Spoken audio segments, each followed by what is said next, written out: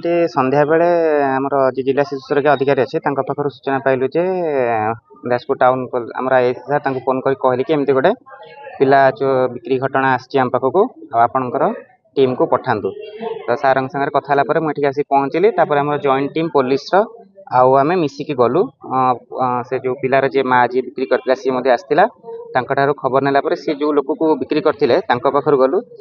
सेठी घरे पहुँचला पर सी नथिले किंतु पाख लोक जी सी कहले जे सी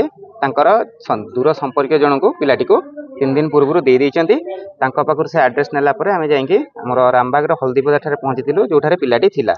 से पिलाटी को लेकिन आसीचु आनिला आम थाना गोटे इंटिमेशन देइचु पिलाटा को वर्तमान आमर उत्कल बालाश्रम सारे रखा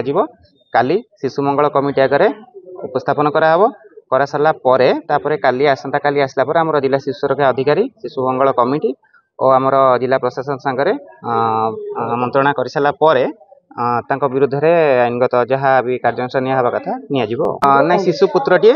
तार माँ कहवा अनुसार से 7,000 टंकार पिलाटी को बिकिला तार कहवा कथा कि सी रागिकी आनिक पिलाटा को दे जाइथिला आउ से 3 दिन पर दे जाइथिला देला पर से माने पैसा देथिले किंतु आज जो 3 दिन 4 दिन पर से जाइछि पिलाटी आनिया से